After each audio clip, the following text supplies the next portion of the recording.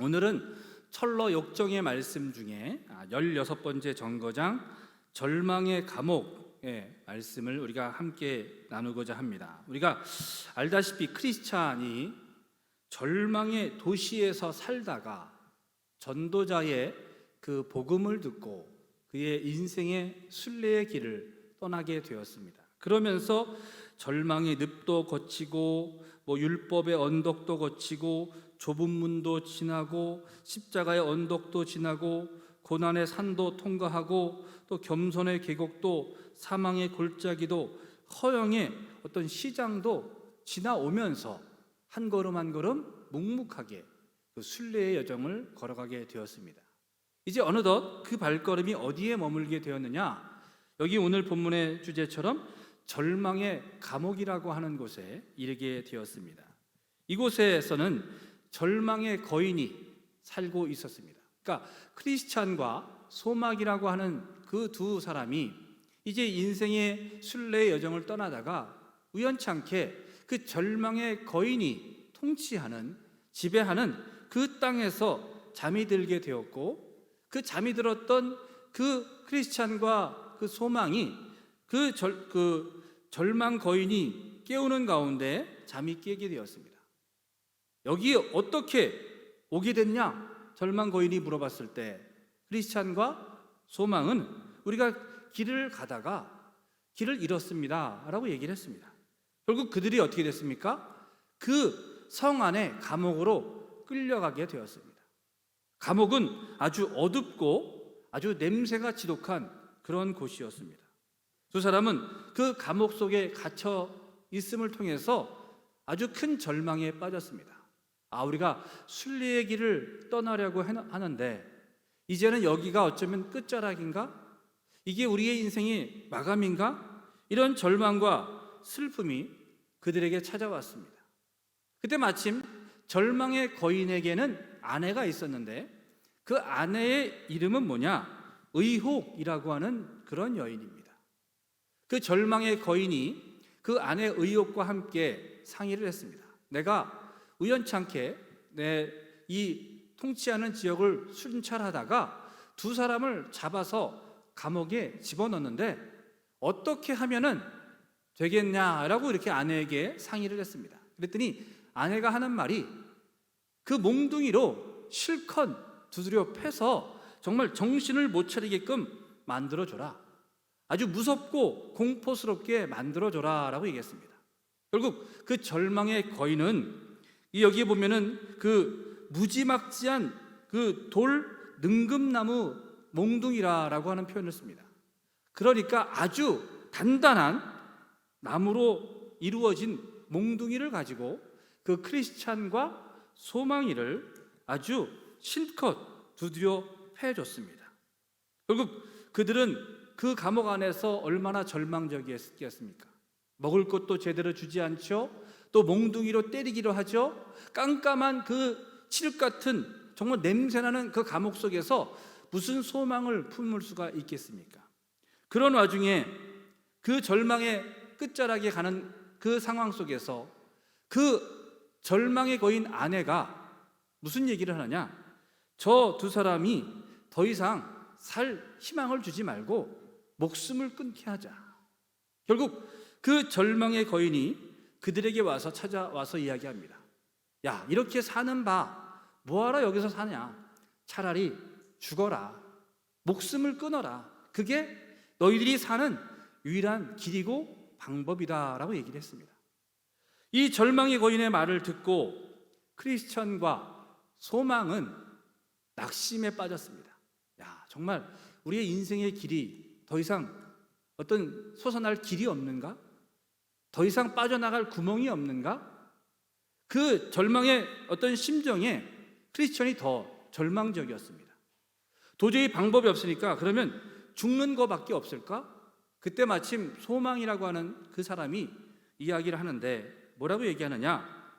지금 이 상황이 비참한 것처럼 보여지고 지금 이 상황이 도저히 헤어나올 길이 없는 것처럼 보여져도 절대로 우리가 스스로 목숨을 끊어서는 안 됩니다.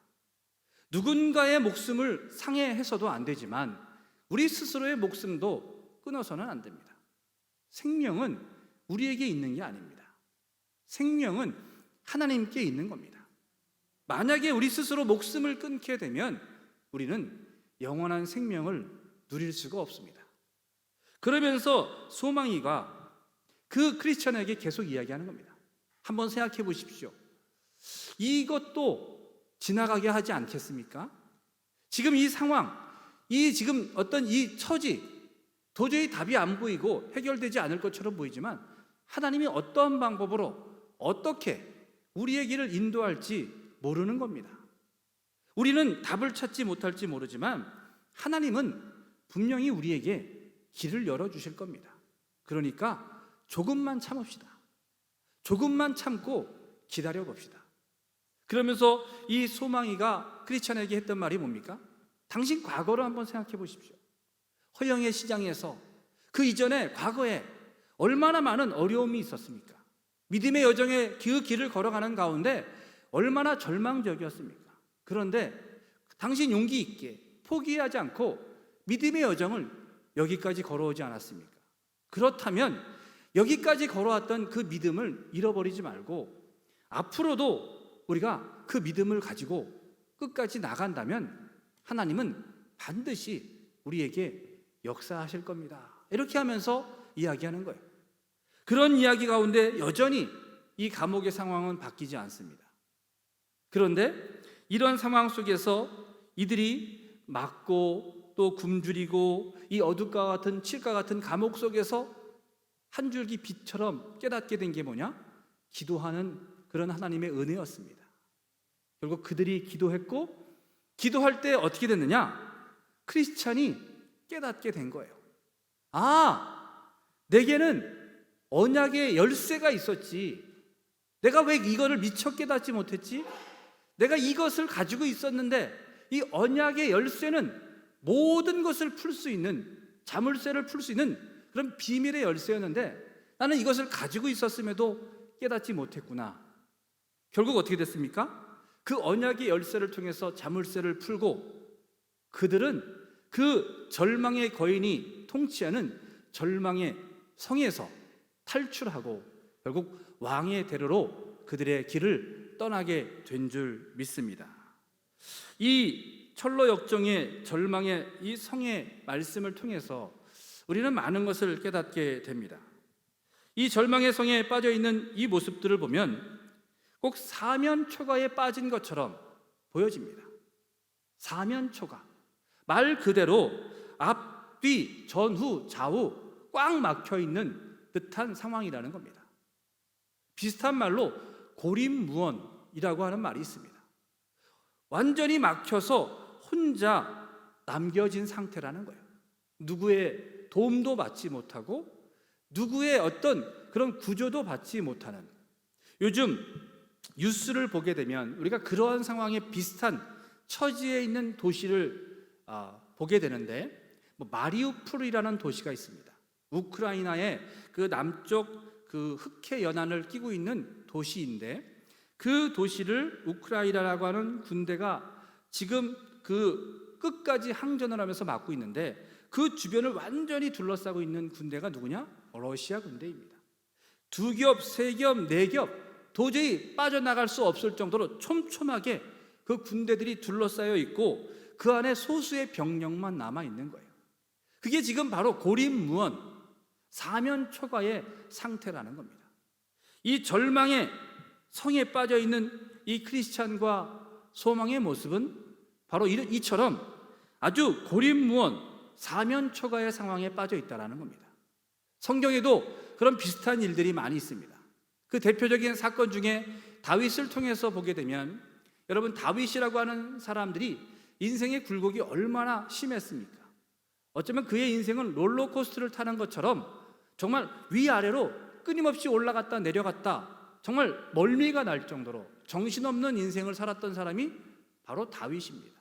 그런데 그런 가운데 그가 가장 결정적으로 절망의 성에 빠진 것처럼 상황에 처했던 그런 사건은 뭐냐면 아들 압살롬이 반란을 일으킨 거예요. 한번 상상해 보십시오. 내 자식이, 내 자녀가 부모를 죽이기 위해서, 부모의 어떤 그 자리를 뺏기 위해서 칼과 창을 들고 총을 들고 나에게 달려든다? 그런 자식이 만약에 있다면 그 자식을 생각할 때마다 무섭지 않겠습니까? 두렵지 않겠습니까? 지금 다윗 같은 경우는 압살롬이라고 하는 그 아들이 아버지를 대적해서 반란을 일으킵니다. 지금 다윗은 그 상황 속에서 수적으로 완전히 중과부족이에요. 막아낼 수 있는 상황이 안 되는 겁니다. 그런 가운데 도망을 가는데, 문제는 다윗은 왕이지 않습니까? 근데 왕인 다윗이 통치했던 백성들조차 마음이 돌아선 겁니다. 아들도 돌아서고 백성들도 돌아서고 신하도 돌아섰다. 정말 그 왕궁에서 버선발로 도망가다시피 해서 그 성을 빠져나올 때 아무것도 없이, 이전까지 어제까지는 나는 왕이었고 통치자였는데 오늘은 도망자가 되고 아무도 나를 도와줄 수 있는 사람이 없다라고 한번 생각해 본다면 다윗의 상황이 어떻겠습니까? 절망의 상황일 수밖에 없는 거예요. 아, 이제 끝이구나. 이제 아들까지 저렇게 불효를 하고 더 급기야는 나를 죽이려고 하고 내 권좌를 뺏으려고 하고 신하들도 다 돌아섰고 백성들도 돌아섰다면 내가 더 이상 어떻게 이 땅에서 살 수 있을까? 과거에 블레셋에서 미친 사람 노릇하면서 간신히 목숨을 연명하면서 그 길을 하나님께서 인도하시는 가운데 여기까지 왔지만 이제는 더 이상 나갈 방법이 없겠구나 라고 하며 아마 어쩌면 절망에 빠졌을지 모릅니다. 그런데 다윗은 절망에 빠지지 않았습니다. 오히려 그때 하나님을 붙잡았다라는 겁니다. 오늘 이 절망의 성을 통해서 우리는 이 놀라운 은혜를 깨닫게 됩니다. 절망의 성에 빠져 있는데 어떻게 이 성에서 해방될 수 있을까라고 하는 것을 이 크리스찬과 소망이라고 하는 분을 통해서 우리에게 깨닫게 하는 줄 믿습니다. 그 길이 세 가지가 있다라는 거예요. 해방되려면 가장 우선적으로는 주님의 섭리를 믿어야 된다라는 겁니다. 주님의 섭리를 믿는다라는 것. 이 절망의 성 가운데 크리스찬과 소망은 더 이상 어쩌면 미래가 없다고 생각했습니다. 그런데 소망은 그 가운데서도 확신이 있었습니다. 이것 또한 지나가게 하리라.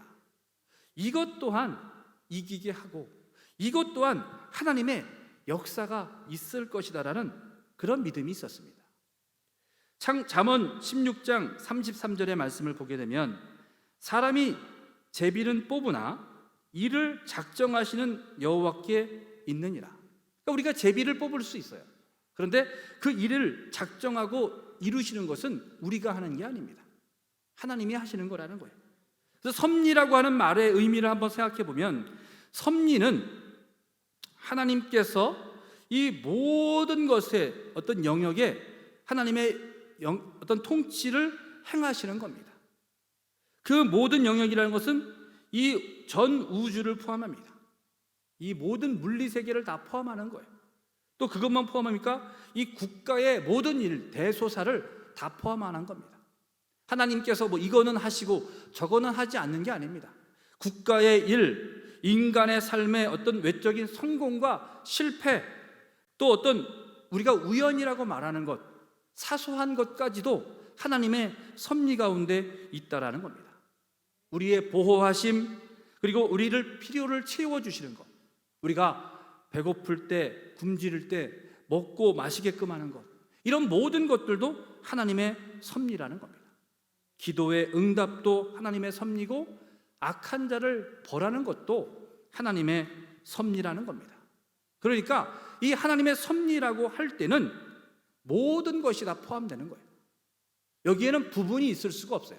이 모든 전체가 하나님의 섭리 안에 있다라고 말씀하고 있는 겁니다. 그래서 말씀을 한번 보게 되면 빌립보서 4장 6절부터 7절의 말씀을 보게 되면 빌립보서 4장 6절에서 7절의 말씀을 보게 되면 제가 말씀을 봉독하겠습니다. 아무것도 염려하지 말고 오직 모든 일에 기도와 간구로 너희 구할 것을 감사함으로 하나님께 아뢰라. 그리하면 모든 지각에 뛰어난 하나님의 평강이 그리스도 예수 안에서 너희 마음과 생각을 지키시리라. 우리가 하나님의 섭리를 믿는다면 사실은 염려할 게 없는 겁니다. 하나님의 섭리하심이 우리 삶 가운데 역사하신다는 것을 깨달았다면 사실은 우리가 불안할 게 없는 겁니다. 하나님의 통치하심이 있다라면 우리는 두려울 게 없는 거예요. 그런데 우리는 절망의 성에 갇혀 있는 것처럼 불안해합니다. 두려워하고 염려하고 근심합니다.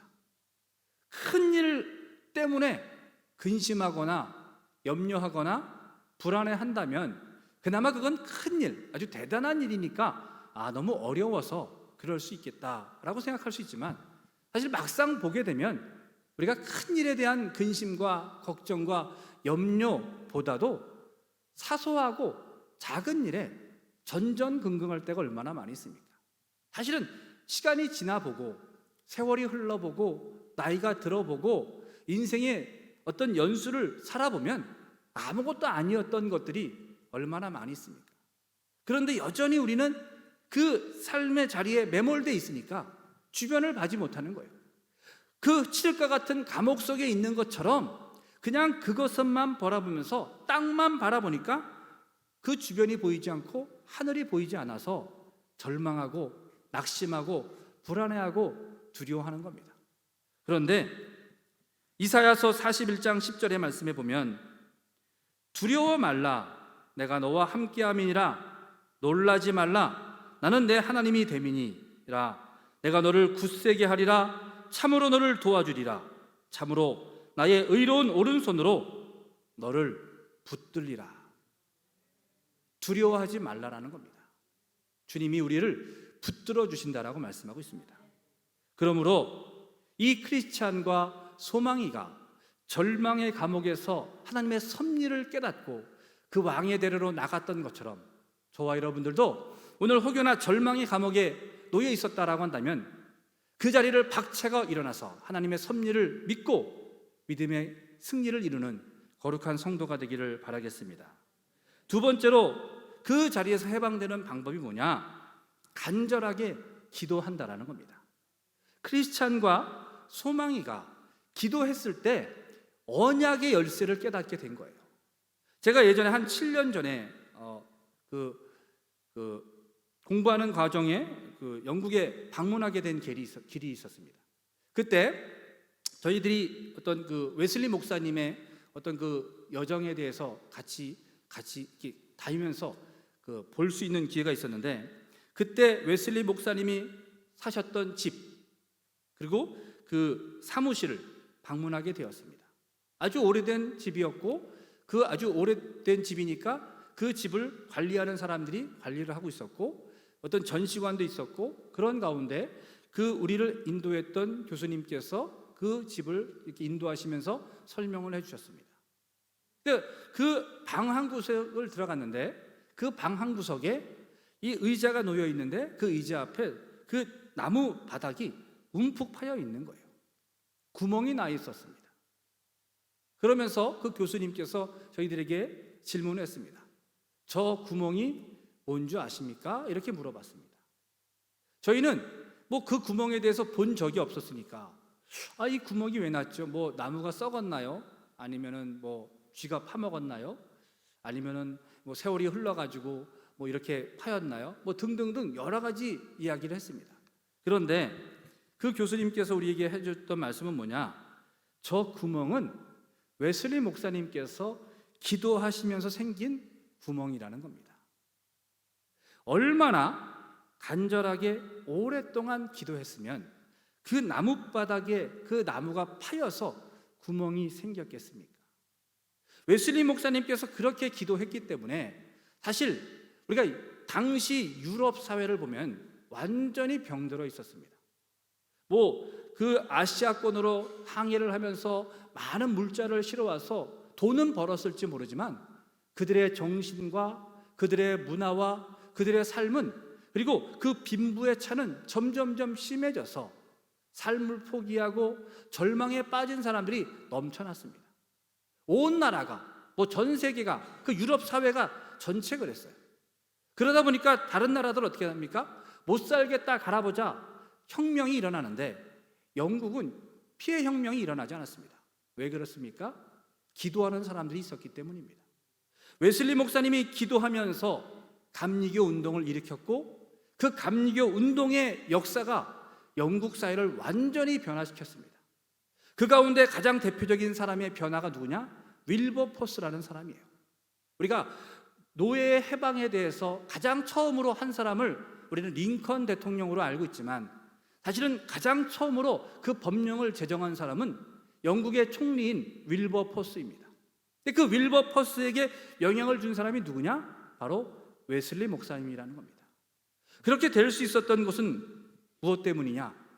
간절한 기도가 그에게 있었기 때문에, 그를 통해서 하나님의 놀라운 역사가 펼쳐지게 된 줄 믿습니다. 저와 여러분들도 마찬가지입니다. 우리가 늘 깨어서 기도해야 됩니다.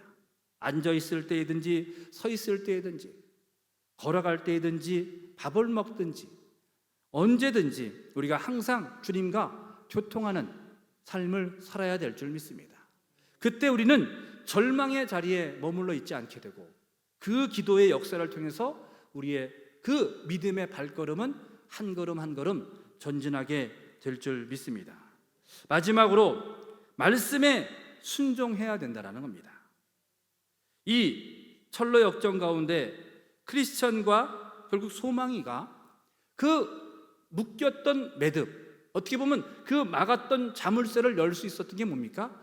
언약의 열쇠 때문입니다. 언약의 열쇠가 뭡니까? 결국 말씀이라는 거예요. 하나님의 말씀을 붙잡을 때 그 죄의 쇠사슬이 풀려진다라는 겁니다. 그 말씀을 통해서 그 말씀 앞에 순종할 때 우리의 길이 열려진다라는 겁니다. 신명기 30장 2절의 말씀에 보면, 그래서 너와 내 자손이 내 하나님 여호와께로 돌아와 내가 오늘날 내게 명령한 것을 온전히 따르라. 마음을 다하고 성품을 다하여 여호와의 말씀을 순종하라. 신명기의 말씀은 모세를 통해서 출국한 이스라엘 다음 세대들에게 전하는 하나님의 메시지였습니다. 부모 세대가 잘못했던 부분들이 있었지만 다음 세대인 여러분들은 하나님 말씀을 잘 기억하고 그 말씀을 잘 붙잡아서 약속의 땅에서 살아갈 삶의 길이 정말 절망의 길이 아니라 애굽에서 430년간 절망 가운데 놓여 있었던 것처럼 절망적인 삶이 아니라 거룩한 나라, 제사장의 나라, 거룩한 백성으로서 지어져가는 복된 삶이 되기를 바랍니다. 그러므로 여호와의 말씀에 순종하십시오 라고 했던 것이 바로 신명기의 말씀입니다. 저와 여러분들도 마찬가지입니다. 우리가 말씀에 순종할 때 우리의 길을 주님은 형통케 하실 줄 믿습니다. 우리 앞에 생명과 복과 저주와 화가 놓여 있습니다. 말씀에 순종하는 사람은 생명과 복을 누리지만 말씀에 불순종하는 사람은 저주와 화를 누리게 되어 있습니다. 어떤 길을 선택하겠습니까? 복 있는 사람은 생명의 길, 하나님께서 주시는 그 복의 길을 걸어가게 될 줄 믿습니다. 그것은 말씀에 순종할 때. 이제 말씀을 마치겠습니다. 절망의 성에서 크리스찬과 소망이는 하나님의 섭리를 믿고 기도하는 가운데 말씀을 붙잡은 역사를 통해서 그 절망의 성을 빠져나와 왕의 대로를 향해 가게 되고 그 발걸음을 이어감을 통해서 새 예루살렘을 향해서 나가게 된 줄 믿습니다. 오늘 저와 여러분들도 마찬가지입니다. 혹시 지금 절망의 상황 가운데 놓여 있는 분이 있습니까? 낙심하지 마십시오. 하나님의 섭리 가운데 하나님은 우리를 인도하실 줄 믿습니다. 그때마다 기도하십시오. 그때마다 말씀을 붙잡으신다면 하나님은 반드시 우리의 길을 형통케 하실 줄 믿습니다. 오늘도 이 믿음을 가지고 승리하며 이 고난 주간의 여정을 걸어가는 믿음의 성도가 되시기를 간절히 바라겠습니다.